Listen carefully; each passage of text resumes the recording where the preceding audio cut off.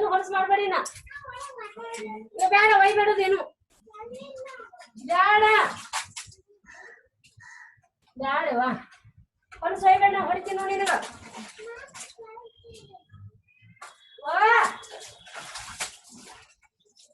ತಂಗಿ ಒಯ್ಬೇಡ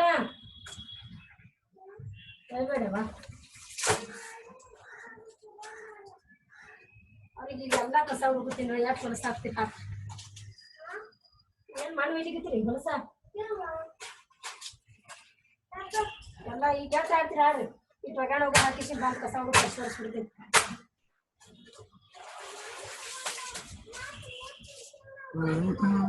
ಹೊಲಸ ಹೇಳ್ರಿ ಹೋಗ್ರಿ ಮನಗೊಳಪ್ಪ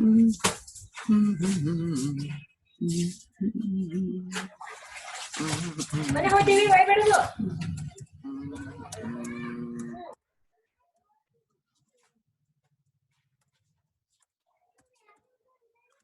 Theodolite.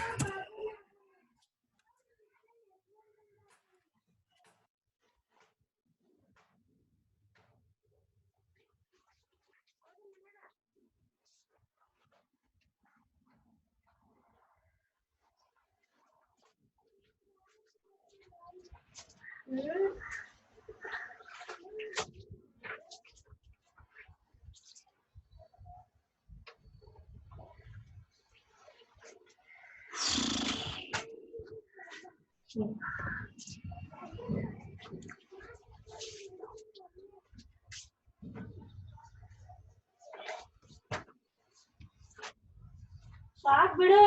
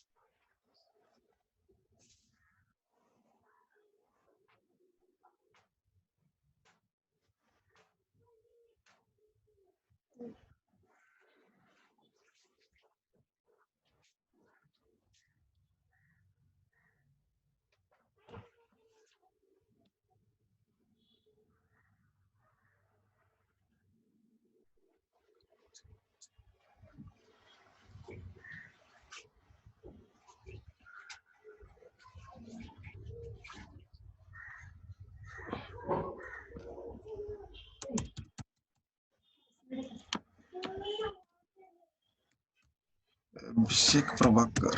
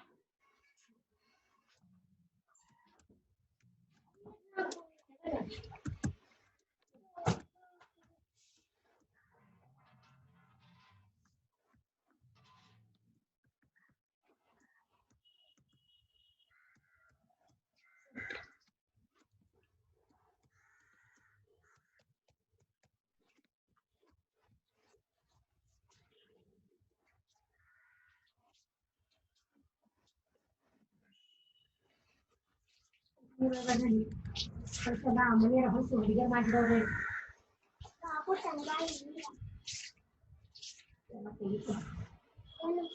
ಎಲ್ಲ ಆಡಕತ್ತೀರಲ್ಲ ಸ್ವಲ್ಪ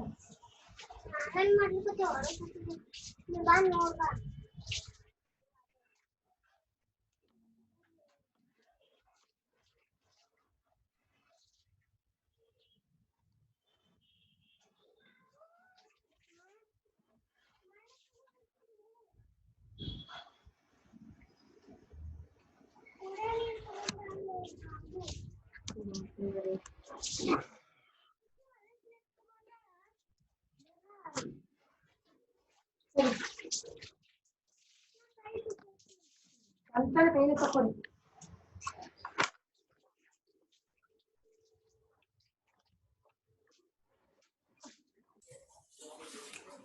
Okay, good morning to everyone.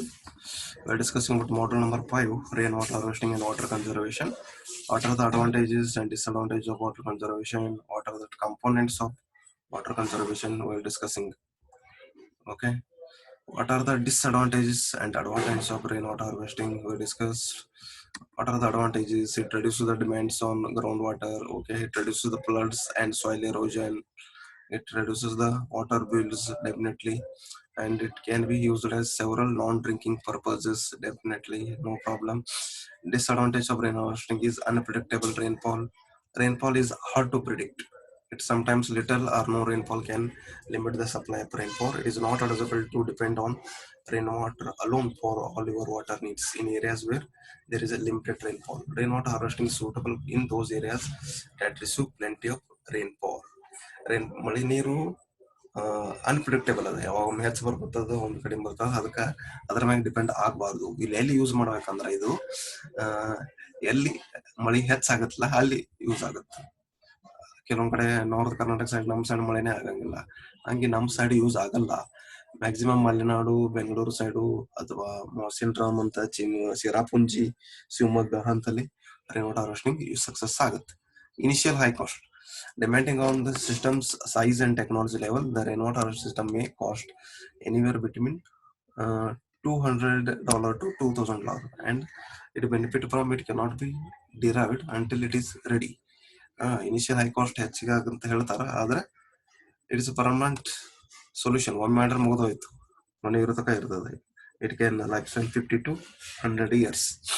ಹಂಗಾಗಿ ಏನು ಪ್ರಾಬ್ಲಮ್ ಇಲ್ಲ ಇನಿಷಿಯಲ್ ಹೈ ಕಾಸ್ಟ್ ಇದ್ರೂ. That is not a valid point. Regular maintenance. Rainwater harvesting systems require regular maintenance as they may get prone to rodents, mosquitoes, algae growth, insects and lizards. 100% maintenance ಮಾಡಲೇಬೇಕು. Maintenance ಮಾಡ್ಲಿಕ್ಕೆ ಏನಾಗುತ್ತೆ, ಬ್ಯಾಕ್ಟೀರಿಯಾಗಳು ಬೆಳಿಬೋದು, algae ಬೆಳಿಬೋದು, ಹಸಿರು ಪಾಚಿ ಬೆಳಿಬೋದು, ರೋಡಿಯಂಟ್ಸ್ ಅಂದ್ರೆ ಇಲಿಗಳು ಬಂದು ಬೆಳಿಬೋದು, ಮಾಸ್ಕಿಟೋ ಸೊಳ್ಳೆಗಳು ಹೆಚ್ಚಾಗಬಹುದು, ಇನ್ಸೆಕ್ಟ್ಗಳು, ಲಿಜಾರ್ಡ್ ಹಲ್ಲಿಗಳು ಬೆಳಿಬೋದು, ಎಲ್ಲ ನೋಡ್ಬೇಕಾಗುತ್ತೆ. They can become as breeding ground for many animals if they are not properly maintained. ಇಲ್ಲಿಕಂದ್ರೆ ಏನಾಗ್ತದೆ, ಅದು ಬೆಳಿಲಿಕ್ಕೆ ಅನುಕೂಲ ಮಾಡಿಕೊಟ್ಟಂಗ ಆಗುತ್ತೆ, ತಂಪು ಪ್ರದೇಶ.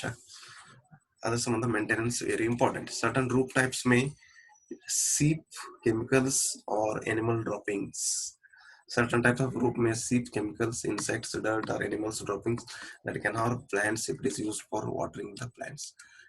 ಕೆಲವೊಮ್ಮೆ ಮನಿ ರೂಪ್ ಮ್ಯಾಗ ಏನಾಗಿರ್ತದೆ, ಕೆಮಿಕಲ್ಕ ಡಿಸ್ಪೋಸಲ್ ಆಗಿರ್ತದ, ಎಕ್ಸ್ಪೋಸರ್ ಆಗಿರ್ತದ, ಮತ್ತು ಇನ್ಸೆಕ್ಟು, ಡಲ್ಟು ಅಥವಾ ಎನಿಮಲ್ ಡ್ರಾಪಿಂಗ್ಸು ಇವೆಲ್ಲ ಇರ್ತಾವು. ಅಂದ್ರೆ ಪ್ರಾಣಿಗಳದು ಇದನ್ನು ಬಿದ್ದಿರ್ತದ ಅಂತ ಹೇಳ್ತಾರೆ. ಇಟ್ ಕ್ಯಾನ್ ಹಾರ್ಮ್ ಪ್ಲಾಂಟ್ಸ್, ಗಿಡಗಳಿಗೆ ಪ್ರಾಬ್ಲಮ್ ಆಗಬಹುದು. Storage limit. The collection storage facilities also impose some kind of restriction as to how much rainwater you use. During the heavy rainfall, the collection system may not be able to hold all the rainwater. Yes, ಮಳೆ ನೀರು ಹೆಚ್ಚು ಬಂದಾಗ ಅದನ್ನ hold ಮಾಡ್ಲಿಕ್ಕೆ capacity ನಮ್ಮಲ್ಲಿ ಇರಲ್ಲ, ಸುಮ್ಮನೆ ಹೊರದು ಹೋಗ್ಲಿಕ್ಕೆ ಬಿಡಬೇಕಾಗುತ್ತೆ. ಅದರ ಸಂಬಂಧ ಸ್ಟೋರೇಜ್ ಲಿಮಿಟ್ ಫಿಕ್ಸ್ ಇರಂಗಿಲ್ಲ ಇಲ್ಲಿ. ಇವೆಲ್ಲ disadvantages. Rain water harvesting Bengaluru city, ಬೆಂಗಳೂರಿನಾಗ ರೈನ್ ವಾಟರ್ ಹಾರ್ವೆಸ್ಟಿಂಗ್ ಕಂಪಲ್ಸರಿ ಮಾಡಿಬಿಟ್ಟಾರ. ಯಾವುದೇ ಒಂದು ಮನಿ ಪರ್ಮಿಷನ್ ತಗೋಬೇಕಾದ್ರೆ ರೈನ್ ವಾಟರ್ ಹಾರ್ವೆಸ್ಟಿಂಗ್ ಆಗಿರ್ಲೇಬೇಕು. At the city level, rainwater is collected in many lakes and allowed to infiltrate and recharge the groundwater. At individual buildings, rainwater is harvested either by storing in sump tanks or by recharging through small wells. ಸಂಪದಾಗ store ಮಾಡಾಕ್ತಾರ ಅಥವಾ ಬೋರ್ವೆಲ್ನಾಗ recharge ಮಾಡಾಕ್ತಾರ. ಕೆರೆಗಳನ್ನಾಗೂ ಅಥವಾ ground water level increase ಮಾಡ್ಲಿಕ್ಕತ್ತಾರ. There are two main models of rainwater harvesting: rural model, urban model. ಎರಡು ಮಾಡಲ್ rainwater harvesting ಅದಾವು, ಒಂದು ರೂರಲ್, ಇನ್ನೊಂದು urban. Rural model of rainwater harvesting ಒಳಗ rural models are generally traditional methods of rainwater harvesting.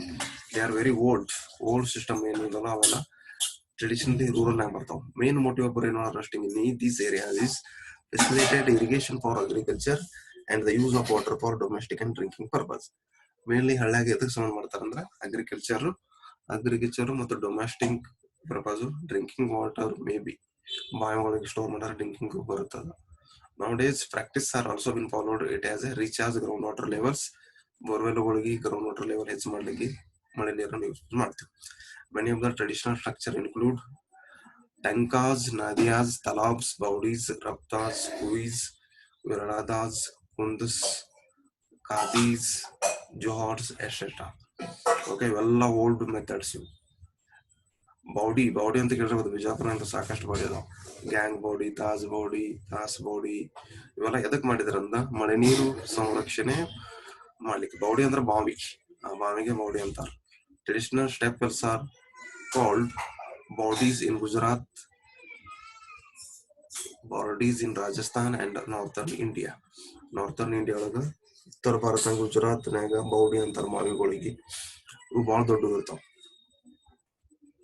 Okay, example Taj body, gang body ಅವೆಲ್ಲ ನೋಡಿರ್ಬೋದು ನೀವು. ಅವಕ್ಕೆಲ್ಲ ಅಂತಾರ ಬೌಡಿ. ಇವೆಲ್ಲ ಭಾಳ ದೊಡ್ಡ ಮಟ್ಟ ನೀರನ್ನ ಸ್ಟೋರ್ ಮಾಡ್ಕೋತಾವ. ಎಕ್ಸಾಂಪಲ್ ನಮ್ಮಲ್ಲಿ ತಾಜ್ ಬೌಡಿ ಸ್ಟೋರ್ ಅಂದ್ರೆ ಅದಿನ್ನ ಅದರ ಡೆಪ್ತೆ ಸಿಕ್ಕಿಲ್ಲ. ಡೆಪ್ತ್ ಎಷ್ಟು ತಿನ್ನೋದಕ್ಕೆ ಗೊತ್ತೇ ಆಗಿಲ್ಲ, ಅಷ್ಟು ದೊಡ್ಡದು. ಇವೆಲ್ಲ ಭಾಳ ದೊಡ್ಡ ಇರ್ತಾವ.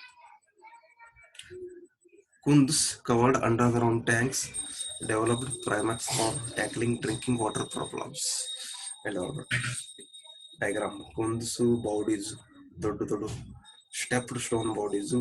ಕುಂದಸು covered underground tank developed primary tackling drinking water problems. ರಾಜಸ್ಥಾನದಾಗ ಹಚ್ಕೊಂಡು ಬರ್ತವೆ. ಓಕೆ, ಯಾಕೆಂತಾರ ಕುಂದ್ಸ್ ಅಂತಾರ. Urban model of rain water harvesting. Kundas bawdis ನೋಡಿದ್ರು ಹೆಂಗಿರ್ತಾವಂತ.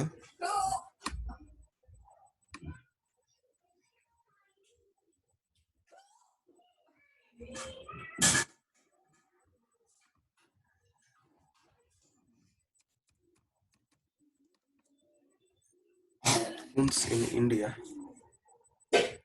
Yeah. Brahmakund is a stepped temple tank in Sio town of Bhavnagar district, Gujarat, India. Is located near the southern wall of the old town. It is believed that it was constructed by Jamsima Siddharaj. ಇದೊಂದು ಬಾವಿಲೆ. ಇದನ್ನ ಯಾರು construct ಮಾಡಿದ್ರು? ಗುಜರಾತ್ನಾಗ ಇದ್ದಿದ್ದು, ಭಾವನಗರ್ ಡಿಸ್ಟಿಕ್ನಾಗ ಜಯಸಿಂಹ ಸಿದ್ದರಾಜ್. ರಾಜಸ್ಥಾನದಾಗ ಹಚ್ಕೊಂಡು ಬರ್ತಾವ.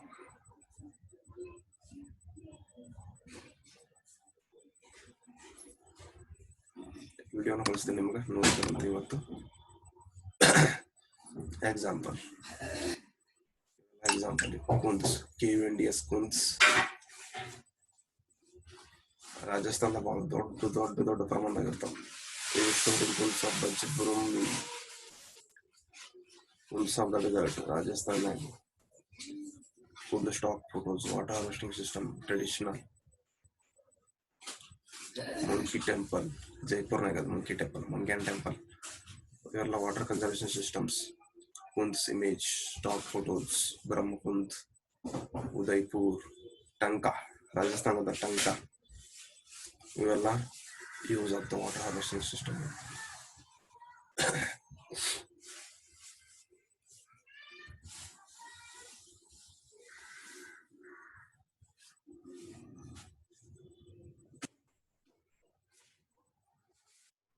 ಎಲ್ಲ ಏನಂತಾರ?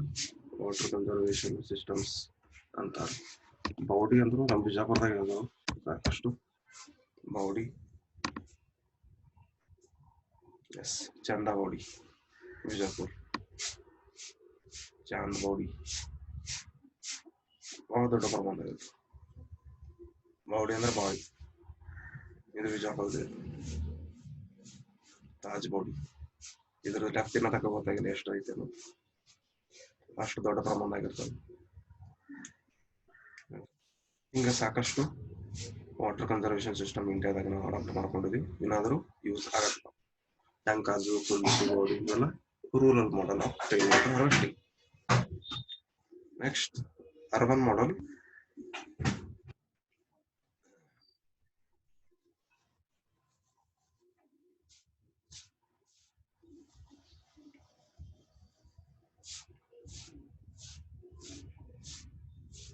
Urban model, more modernized system rainwater harvesting.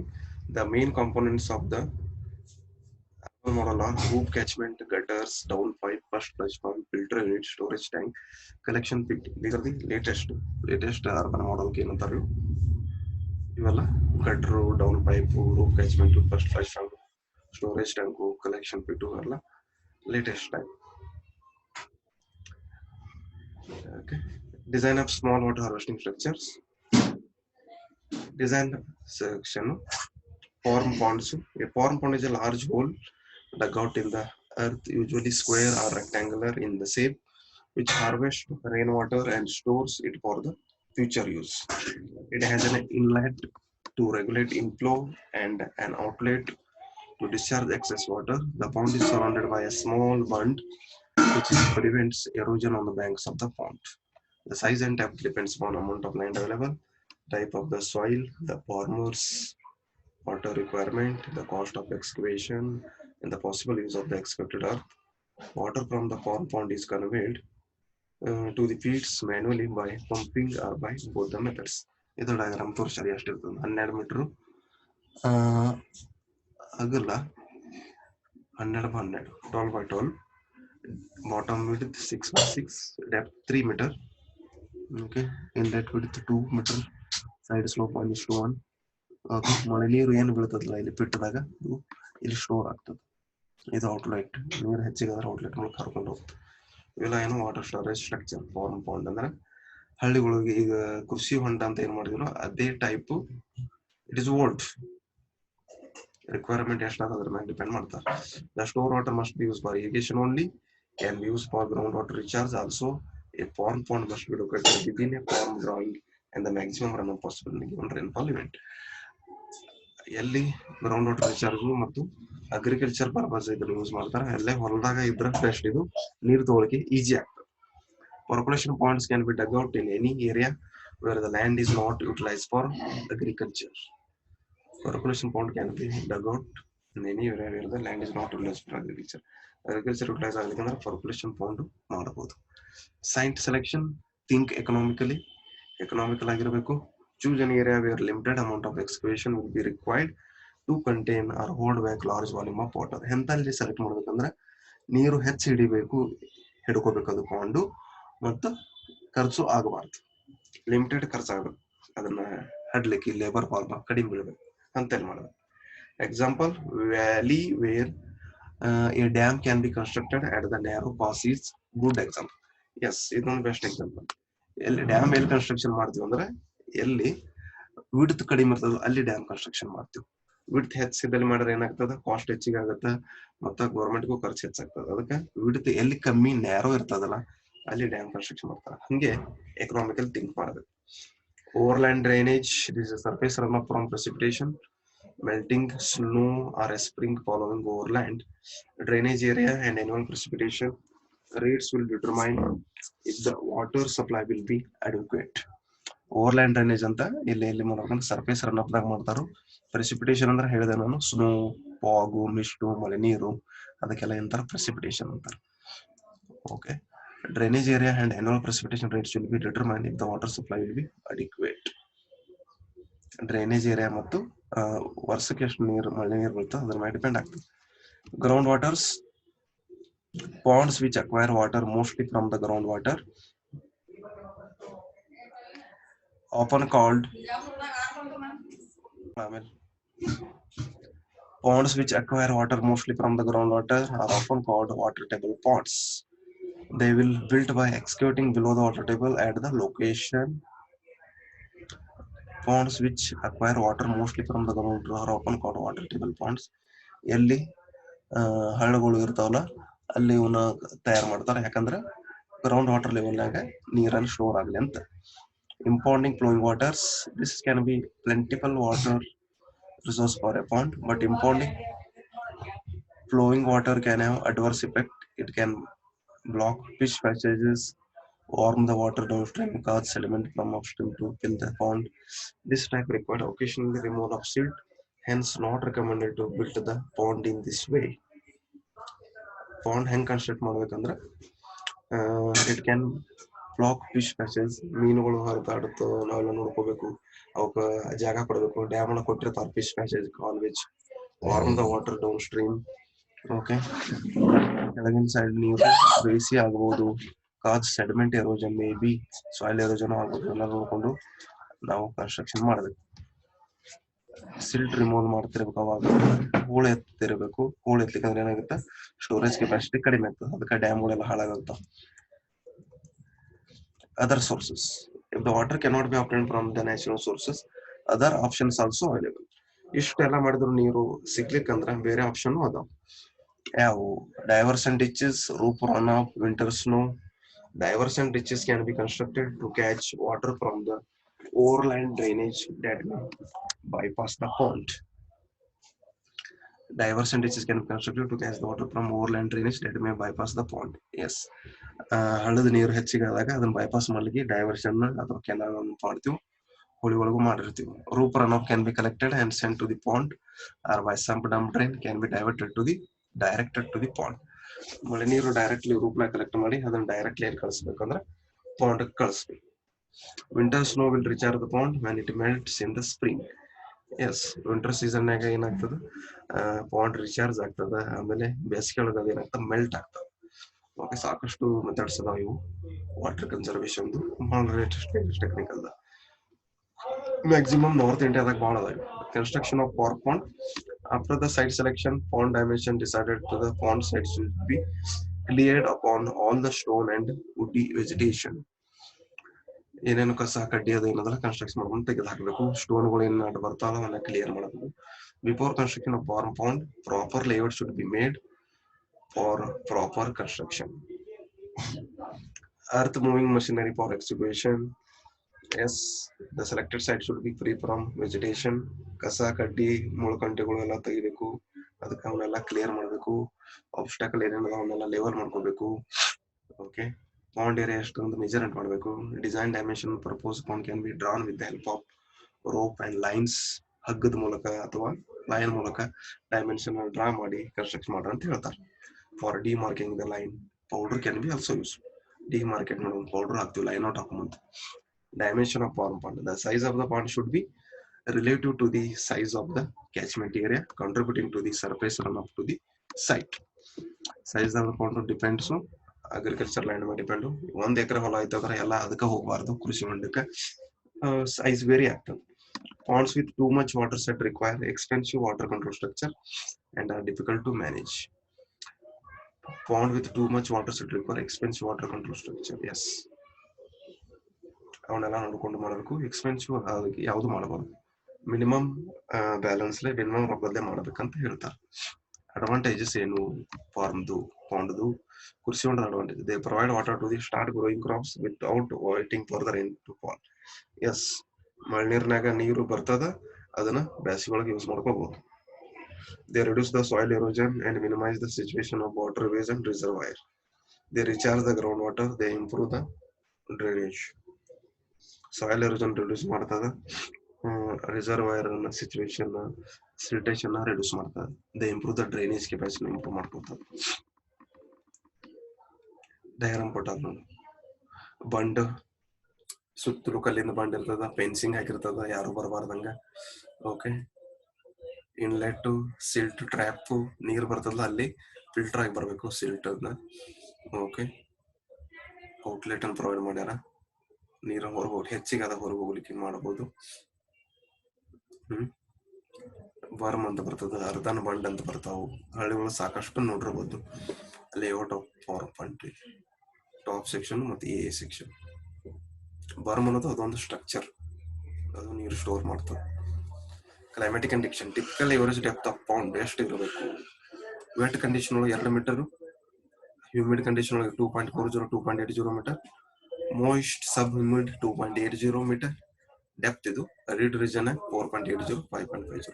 ಎಲ್ಲಿ ಡ್ರೈ ಏರಿಯಾ ಅಲ್ಲಿ ಡೆಪ್ತ್ ಹೆಚ್ಚಿಗೆ ಕೊಡಬೇಕು, ಎಲ್ಲಿ ಡ್ರೈ ಏರಿಯಾ ಕಮ್ಮಿ ಇರ್ತದೆ ಅಲ್ಲಿ ಡೆಪ್ತ್ ಕಡಿಮೆ ಕೊಟ್ಟಾರು. ವೆಟ್ ಏರಿಯಾದಾಗ 2 ಮೀಟರ್ ಕೊಟ್ಟಾರು, ಹಂಗೆ ಹೆಚ್ಚಾಕೋತ ಹೋಗ್ಯಾರ. Okay, percolation tanks. Percolation tanks ಅಂದ್ರೆ ಏನು? Mostly earthen dams with machinery structure. Percolation tanks ಅಂದ್ರೆ ನಾರ್ದನ್ ಡ್ಯಾಮ್ ಗತೆ ಇರ್ತಾವ, ಇವನ ಮಣ್ಣಿನ ಮೂಲಕ ನಾವು ಕನ್ಸ್ಟ್ರಕ್ಷನ್ ಮಾಡ್ತೀವಿ. Okay, these are more prevalent structure in India as a measure of recharge the groundwater reservoir, both the alluvial as well as hard rock formations. Okay.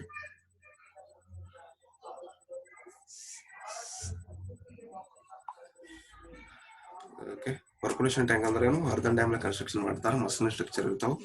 ಇವೆಲ್ಲ ಎಲ್ಲಿ ಯೂಸ್ ಮಾಡ್ತಾರೆ ಅಂದ್ರೆ ಗ್ರೌಂಡ್ ವಾಟರ್ ರಿಚಾರ್ಜ್ ಯೂಸ್ ಮಾಡ್ಲಿಕ್ಕೆ ಮಾಡ್ತಾರೆ. Percolation is an artificially created surface water body. Since it will be in highly permeable land, surface runoff made to percolate and recharge the groundwater storage. It should be constructed preferably on the second to third order streams located on the highly featured and weathered rocks for speedy recharge.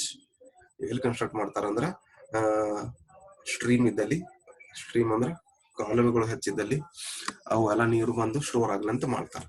The size of the percolation tank should be governed by the percolation capacity of the strata in the tank bed rather than yield of the catchment. Okay, ಇದು ಇನ್ನೊಂದು important ಅದ, ನೀರು ಎಷ್ಟು percolate ಆಗ್ತದೆ land, ಅದ್ರ ಮ್ಯಾಗ percolation tank decide ಆಗುತ್ತದೆ. Detail analysis of the following parameters are necessary to demarcate the suitable percolation tank sites. Rainfall pattern ನೋಡ್ಕೊಂಡು ಮಾಡಬೇಕು. Number of rainy days, dry spells, evaporation rate, very important. Evaporation rate, ನೀರು ಎಷ್ಟು ಆವಿ ಆಗ್ತದೆ. Detail hydrological studies. Okay, hydrological study, ಮಳೆ ನೀರು ಎಷ್ಟು ಬೀಳ್ತದ, rainfall pattern ಏನದ, ಹೆಚ್ಚಿಗೆ ಬರ್ತದ ಕಡಿಮೆ ಬರ್ತದ, ನಂಬರ್ ಆಫ್ ರೈನಿ ಡೇಸ್, ಮಳೆಗಾಲದ ದಿವಸ ಒಳಗೆ ಎಷ್ಟದ, ಅದನ್ನೆಲ್ಲ ನೋಡ್ಕೊಂಡು ಪರ್ಕೊಲೇಷನ್ ಟ್ಯಾಂಕ್ ಮಾಡ್ತಾರೆ. ಪರ್ಕೊಲೇಷನ್ ಟ್ಯಾಂಕ್ ಅಂದ್ರೆ ನೀರು ಹಿಂಗ್ ಹೋಗ್ಬಿಡ್ತದೆ, ಅದಕ್ಕೆ ಏನಂತಾರೆ ಪರ್ಕೊಲೇಷನ್ ಕೆಪಾಸಿಟಿ ನೋಡ್ಕೊಂಡು ಮಾಡೋದು. ಇಲ್ಲಿ ಈಲ್ಡ್ ಇಂಪಾರ್ಟೆಂಟ್ ಅಲ್ಲ, ನೀರು ಎಷ್ಟು ಹಿಂಗ್ತದ ಅನ್ನೋದು important. Design of percolation tanks, I think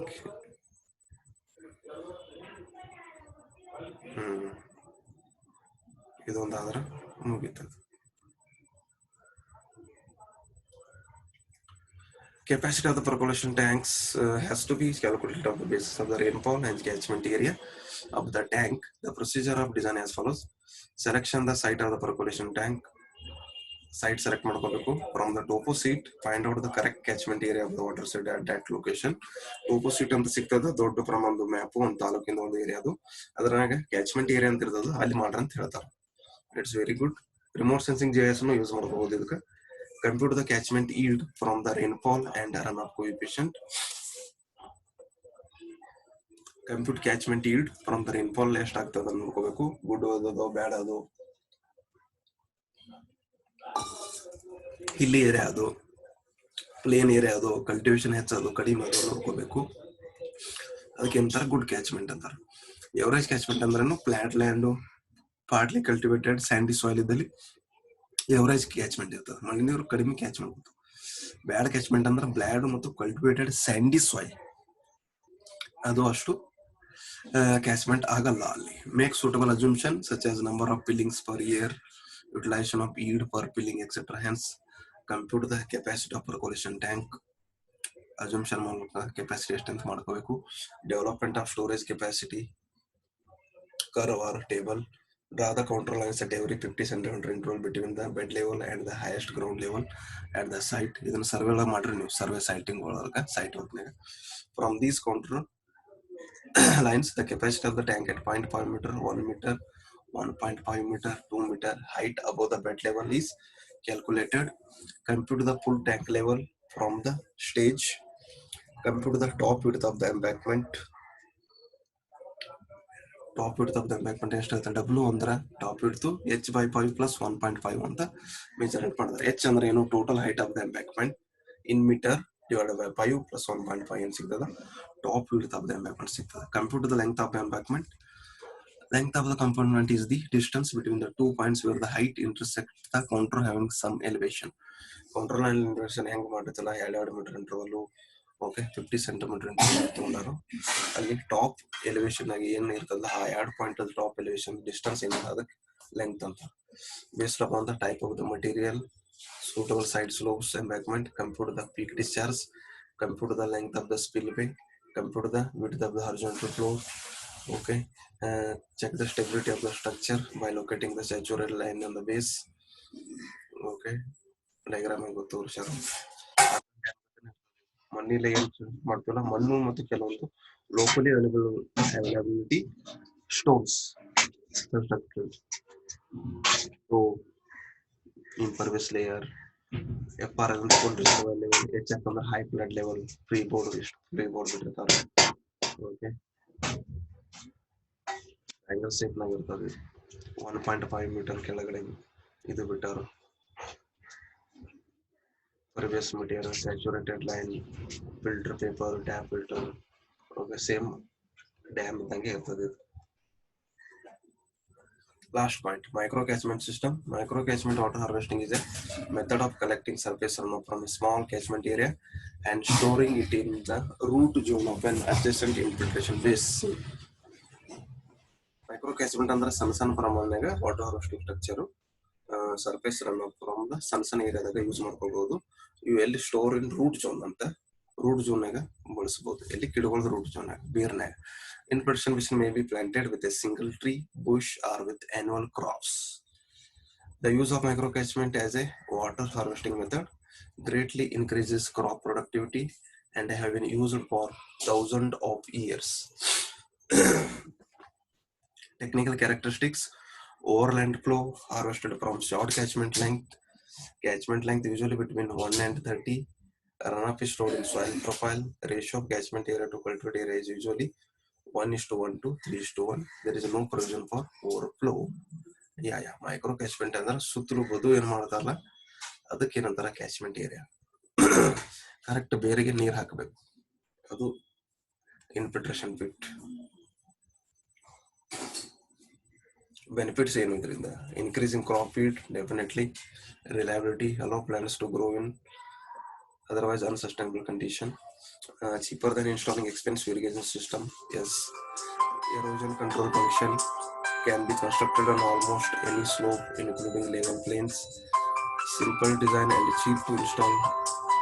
simple ಇರ್ತದ, ನೀವು ಹೆಚ್ಚಿಗೆ ಖರ್ಚು ಆಗಲ್ಲ. ಎರೋಷನ್ ಕಂಟ್ರೋಲ್ ಮಾಡ್ತದೆ, ಯಾಕಂದ್ರೆ ಡೈರೆಕ್ಟ್ ಬೇರಿಗೆ ಇಡ್ತೀವಿ. Cheaper than installing expensive irrigation system. allow plants to grow in otherwise unsuitable condition. Requires deep soil at least 1.5 to 2 meter ಅಷ್ಟು ಡೆಪ್ದಾಗ ಮಾಡ್ಕೋಬೇಕು. in cultivated area to the store the water between rainfall. Require at least 80 mm precipitation for rainy season. If the season occurs during the cold season and require more than 80 mm. If rains occur during the summer due to greater evaporation, soils in the catchment area must be crushed, forming or impermeable soil in the cultivated area and need to have high water capacity. Okay, deep soil ಇರಬೇಕು ಮತ್ತು 80 mm precipitation ಆಗ್ತಿರ್ಬೇಕು ಅಲ್ಲಿ rainy season. ಅದು first point. If the season occurs during the cold season, require more than 80 mm. 80 mm ಗಿಂತ ಹೆಚ್ಚಿಗೆ ಇರ್ತದೆ rain season. It rains occur during the summer due to greater evaporation, soils in the catchment area must be forming or impermeable soil in the cultivated area need to have a high water capacity. Okay, ಇದೆಲ್ಲ ಏನು micro catchment structure. Directly ಬೇರ್ಗೆ ಬಿಡ್ತದೆ ಮತ್ತು ಇದು economical ಅಲ್ಲ. Okay, this is all about water conservation and rainwater harvesting. Taj Baudi, I will send videos. ನಿಮ್ಗೆ ಗೊತ್ತಾಗುತ್ತೆ ಏನೇನು rain water harvesting ಮಾಡಬೇಕು, ಹೆಂಗೆ ಮಾಡಬೇಕು. ಈಸಿಲಿ ನಿಮ್ಗೆ ಐಡಿಯಾ ಬರ್ತದೆ. ಸ್ಟೋರೇಜ್ ಟ್ಯಾಂಕ್ದು, ಫ್ಲಶ್ದು. Okay, methods of rain water harvesting easy ಅಲ್ಲ. ಮಾಡಲ್ 4 ಮಾಡಲ್ 5 ಭಾಳ ಸರಳ ಅದಾವ.